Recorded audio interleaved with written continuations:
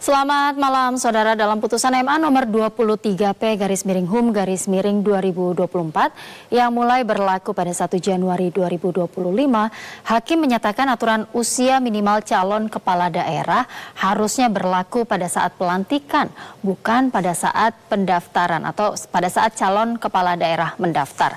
Atas konsekuensi putusan MA, kini Komisi Pemilihan Umum KPU memutuskan ketentuan usia minimal calon kepala daerah mulai berlaku pada 1 Januari 2025.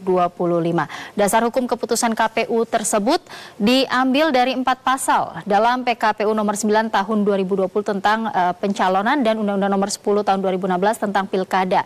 Nah, berdasarkan kerangka hukum dan analisis dari 4 pasal tersebut, KPU menyimpulkan keterpenuhan syarat usia calon gubernur dan wakil gubernur harus sudah genap berusia 30 tahun pada tanggal 1 Januari 2025 atau 25 tahun ini untuk calon bupati dan wakil bupati serta calon wali kota dan wakil wali kota.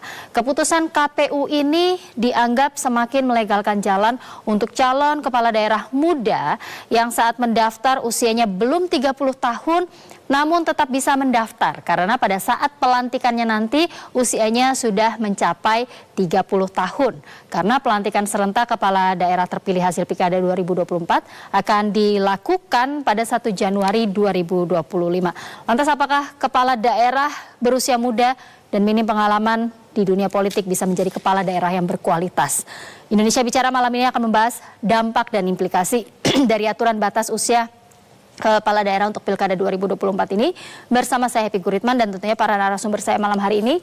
Sebelumnya saya ingin sapa terlebih dahulu anggota Komisi 2 DPR RI, Pak Gus Pardi Gaus. Selamat malam, Pak Gus Pardi. Waalaikumsalam warahmatullahi wabarakatuh. Selamat malam. Selamat malam, waalaikumsalam. Baik. Kang Ujang, terima kasih sudah bergabung bersama kami malam hari ini, Bang.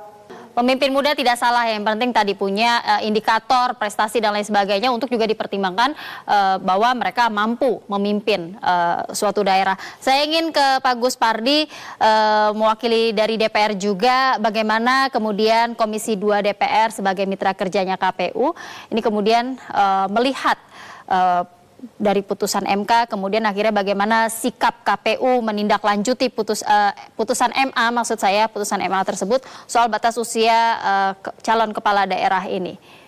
Pak Gus Pardi. Ya, terima kasih. Berkaitan terhadap keputusan MA yang melakukan penafsiran baru terhadap apa yang sudah selama ini ditetapkan oleh KPU.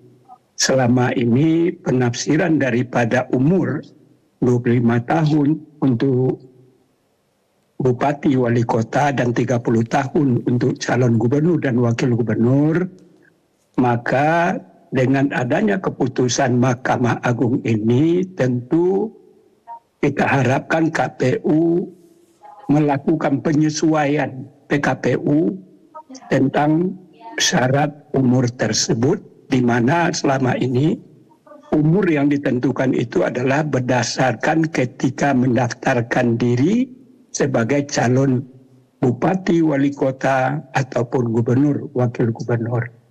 Oleh karena itu saya sudah melansir di berbagai mass media meminta kepada KPU untuk melakukan konsultasi. Karena menurut undang-undang setiap revisi ataupun pembuatan terhadap PKPU itu harus dikonsultasikan kepada DPR, dalam hal ini adalah Komisi 2. Namun yang aneh belakangan ini adalah di mana ada surat KPU yang disampaikan kepada Komisi 2 bahwa mereka ingin melakukan konsultasi itu secara tertulis.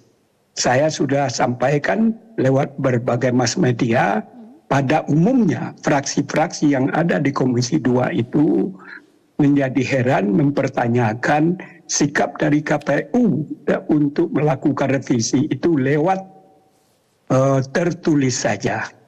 Sehingga hampir mayoritas fraksi-fraksi yang ada di Komisi 2 itu menolak bentuk-bentuk konsultasi itu dilakukan lewat tertulis. Karena selama 5 tahun saya hampir 5 tahun saya berada di Komisi 2 itu, selalu saja konsultasi itu baik oleh KPU ataupun Bawaslu melakukan revisi ataupun pembuatan PKPU ataupun peraturan Bawaslu itu dilakukan tidak secara tertulis tetapi langsung melakukan RDP, rapat dengar pendapat yang dihadiri oleh pihak pemerintah, KPU, Bawaslu, DKPP serta anggota Komisi 2 yang ada di DPR RI itu. Baik Pak Guspardi, artinya jadi sampai hari ini apakah sudah ada permintaan jadwal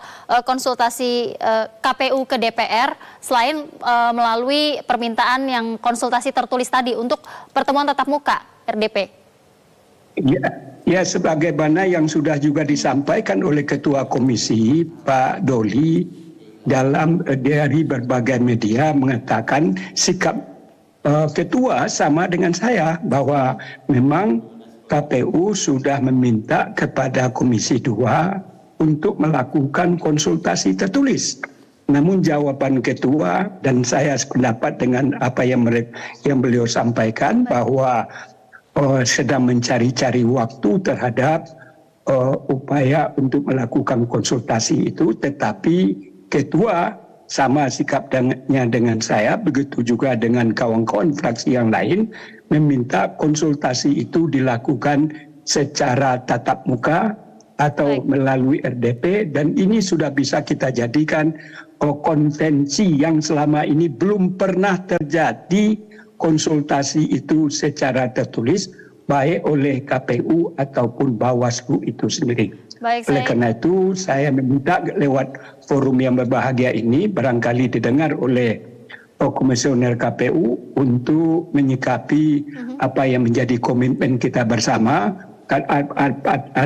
Adapun alasan yang dikatakan waktunya sangat terlalu panjang. Pendaftaran itu dilakukan tanggal 27 sampai 29 Agustus.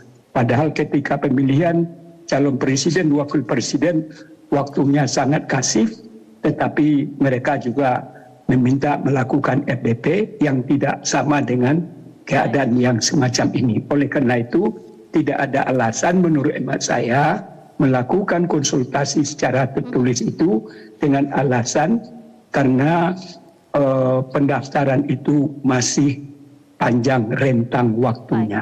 Baik, terima kasih Pak Guspardi. Sebenarnya kami tim Indonesia Bicara juga sudah berusaha untuk menghubungi Komisioner KPU, mewakili KPU untuk juga berbicara di dalam dialog pada malam hari ini. Namun tidak ada yang bisa menjawab undangan kami untuk bergabung bersama kami malam hari ini. Kita akan jeda terlebih dahulu. Nanti usai jeda saya ingin Prof Juanda dan Mbak Titi juga menanggapi apa yang disampaikan oleh Pak Guspardi tadi. Saya ingin langsung ke Profesor Juanda.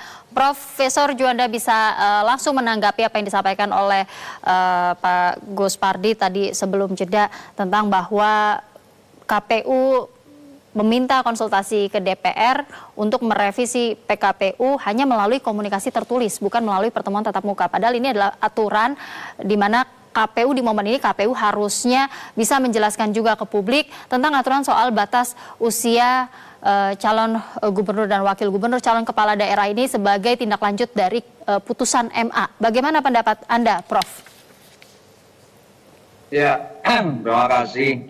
Jadi begini ya, memang ya bisa saja dengan berbagai alasan yang dikemukakan oleh KPU, misalnya bahasanya konsultasi tertulis. Tapi kalau kita menyimak bahasa konsultasi yang saya pahami selama ini adalah itu kan tukar pikiran tentang sesuatu hal sifatnya langsung. Kalau tertulis bukan konsultasi tertulis, saya jarang itu membimbing mahasiswa saya konsultasi tertulis, nggak pernah ada itu. Jadi saya kira benar apa yang dikatakan oleh Pak Guspardi tadi, seharusnya memang ditolak.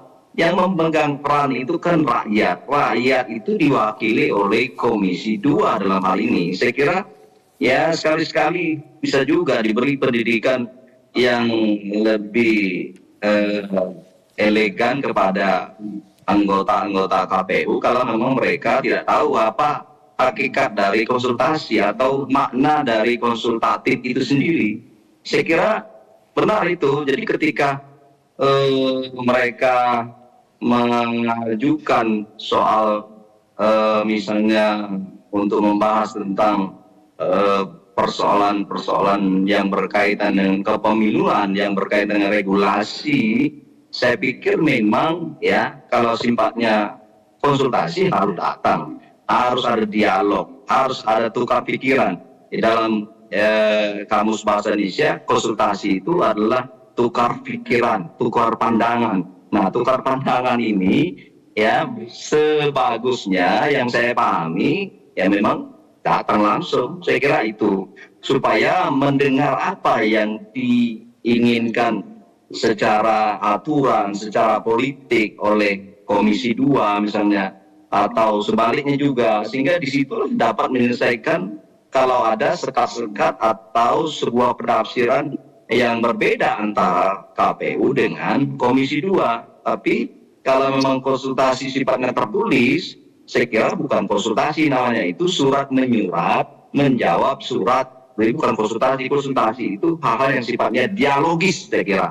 Nah itu menurut saya. Tapi sebelum saya lupa, terlepas dari itu semua, saya mau menambahkan apa yang disampaikan oleh Mbak Titi tadi ya. Tadi sebenarnya saya mau langsung memberi pandangan di dalam konteks antara pencalonan. Kita ini kan membahas soal batas usia di mana di dalam Undang-Undang 10 2016 jelas ya, sudah saya sampaikan tadi, itu adalah soal calon, syarat pencalonan, syarat calon. Nah, sementara di dalam putusan MK itu sudah merubah dari syarat calon menjadi syarat pelantikan. Sementara pelantikan itu ada di pasal 165, 163 ya. Saat ini sudah disampaikan siapa yang melantik gubernur, siapa yang melantik bupati, wali kota. Tetapi di dalam pasal 165 itu ya, saya setuju tadi Mbak Titi mengatakan apakah bentuknya PP atau peraturan presiden. Di dalam pasal 165 ini, nah ingin saya tegaskan itu kan dalam bentuk peraturan presiden. Artinya saya tegaskan lagi, ini bukan urusan KPU soal pelantikan ini. Itu yang saya ingin sampaikan supaya ya KPU ketuanya itu juga jangan bermain-main lagi menafsirkan sebuah norma hukum di dalam Undang-Undang 10 2016 misalnya, atau menjabarkan sebuah jabaran peraturan pelaksanaan dari undang-undang itu di dalam sebuah PKPU yang keliru. Cukuplah sudah masa-masa lalu yang dijadikan sebagai pembelajaran yang cukup berarti dalam sistem demokrasi kita, dalam politik kita. Saya kira itu sementara, kecuali kalau memang nanti ada waktu saya akan menambahkan soal bagaimana hukum kita ini sekarang ini sudah menjadi subordinat daripada politik praktis, dan ini adalah jelas menyalahi prinsip-prinsip negara hukum sebagaimana yang saya pahami. Terima kasih. Terima kasih Prof. Penafsiran norma hukum menjadi tidak tepat atau keliru. Saya ingin pandangan dari Mbak Titi juga untuk menanggapi juga soal bagaimana KPU kemudian merespon ini, mencoba untuk berkomunikasi dengan DPR dan lain sebagainya. Singkat saja Mbak Titi, karena waktu kita terbatas. Silakan Mbak Titi. Ya, saya kira konsultasi memang wajib ya, karena memang diatur di dalam undang-undang dan juga putusan Mahkamah Konstitusi, meskipun kita menghormati sepenuhnya kemandirian KPU sebagai penyelenggara pemilu yang independen dan dijamin oleh Undang-Undang Dasar. Justru dengan independensinya, bagi saya soal usia ini tidak sulit bagi KPU untuk memutuskan. Karena kenapa kita sudah sama-sama bahas ya, menghormati putusan Mahkamah Agung itu juga harus dilihat konteks tahapan yang sudah berjalan. Misalnya saja kenapa kita dalam memilih pemungutan suara di pemilu itu untuk Pilpres selalu memperhitungkan agar pelantikan tanggal 20 Oktober itu tidak terganggu, dan itu dirancang sejak awal ketika KPU merancang tahapan dari awal tahapan itu berjalan. Tahapan itu pertama kali kan mulai dari penganggaran penyusunan peraturan perundang-undangan, perencanaan, penganggaran, dan penyusunan peraturan perundang-undangan. Jadi pelantikan itu tidak boleh diputuskan sebagai persyaratan untuk menghitung usia ketika proses tahapan sudah berjalan masuk kepada fase-fase strategis. Baik. Ketika dia menjadi bagian dari penentuan pencalonan, harusnya itu ditentukan di awal, bukan di tengah proses. Nah, itu yang kemudian, tapi saya kira kita perlu juga ya berharap pada Mahkamah Konstitusi untuk mengurai spekulasi dan kontroversi ini, karena kan juga ada yang menguji ke Mahkamah Konstitusi soal pemaknaan calon, syarat calon dan usia di dalam pasal 7 ayat 2 huruf E. Mudah-mudahan Mahkamah Konstitusi bisa cepat memutusnya dan kembali meluruskan bahwa syarat calon adalah syarat untuk menjadi calon, bukan syarat ketika calon terpilih, begitu. Demikian Mbak Happy. Tahapan pendaftaran nanti ya Mbak Titi ya. Baik, saya ingin ke Pak Gus Pardi. Pak Gus Pardi juga bisa disampaikan singkat saja apa kemudian implikasi yang Anda harapkan dari keputusan dan pelaksanaan soal batas usia kepala daerah ini dan bagaimana yang Anda harapkan harusnya KPU memutusnya nanti. Ya, saya sangat setuju apa yang disampaikan oleh Dinda Titi Anggraini, bahwa di dalam undang-undang itu kan syarat menjadi calon. Kalau syarat menjadi calon tentu bukan pada pelantikan. Pelantikan itu berarti mereka sudah terpilih sebagai calon. Inilah yang menjadi debatable, menimbulkan pro dan kontra terhadap keputusan Mahkamah Agung itu. Tetapi karena ini sudah merupakan keputusan Mahkamah Agung terhadap judicial review yang dilakukan oleh elemen bangsa, tentu kita sebagai warga negara tentu harus taat dan taat azas dan taat hukum. Kalau memang ada di antara elemen masyarakat tidak setuju terhadap tafsiran yang dilakukan oleh Mahkamah Agung tadi, saya sangat setuju para elemen bangsa untuk melakukan judicial review kepada Mahkamah Konstitusi, karena waktu masih rentangnya masih panjang. Kita harapkan Mahkamah Konstitusi bisa mengevaluasi terhadap tafsiran yang dikemukakan oleh Mahkamah Agung itu sendiri. Apakah yang selama ini dalam Undang-Undang Nomor 10 2016 selama ini kita tetapkan bahwa syarat calon itu adalah ketika mendaftar, bukan seperti apa yang ditafsirkan oleh Mahkamah Agung tersebut. Oke, itu barangkali demikian. Lantik. Baik, terima kasih Pak Gus Pardi. Kang Ujang, singkat saja. Jadi kalau menurut Kang Ujang, apakah ada nilai keadilan dari putusan MA dan juga KPU nanti meresponsnya soal batas usia ini bahwa berlaku saat pelantikan bukan saat pendaftaran, ini melanggar keadilan atau memberi keadilan dalam hak politik? Singkat saja Kang Ujang. Ya, kalau saya sih melihatnya begini, keputusannya sih maksudnya baik untuk anak muda Indonesia, tetapi dalam konteks pilkada hari ini kelihatannya mengarah kepada individu tertentu. Ya terbukti kan yang menjadi isu, yang menjadi angle adalah tadi individu tertentu itu yang ingin maju di pilkada provinsi. Ini yang menjadi persoalan. Oleh karena itu perlu jiwa besar ke depan dari para hakim, dari kita semua untuk menata bangsa dengan baik. Bangsa ini kasihan, sedikit-sedikit polemik, sedikit-sedikit masalah begitu. Kita perlu membangun bangsa yang jernih sehingga ya hati kita ikhlas untuk perbaikan bangsa ke depan, dan kita mulai dari titik ini gitu ya, untuk membangun bangsa dari mulai para hakim, akademisi, anggota DPR, kita semua memulai untuk Indonesia yang lebih baik ke depan. Oleh karena itu kita koreksi keputusan hakim tersebut, kita hormati, tapi tetap kita koreksi bersama-sama. Baik, begitu, terima kasih. Terima kasih Kang Ujang Komarudin, pengamat politik Universitas Al-Azhar Indonesia. Saya juga ingin ucapkan terima kasih untuk Profesor Juanda, pakar hukum tata negara, dan Pak Gus Pardi Gaus, anggota Komisi 2 DPR RI, serta Mbak Titi Anggraini, pengajar pemilu FHUI. Terima kasih Bapak-bapak dan Ibu sudah bergabung dan berbagi pandangan dengan kita semua malam hari ini, memberi gambaran soal mengapa kita penting membahas ini, batas usia calon gubernur, calon wakil gubernur, kepala daerah. Ini penting untuk mendewasakan politik kita juga. Terima kasih, selamat malam. Selamat malam. Assalamualaikum warahmatullahi wabarakatuh.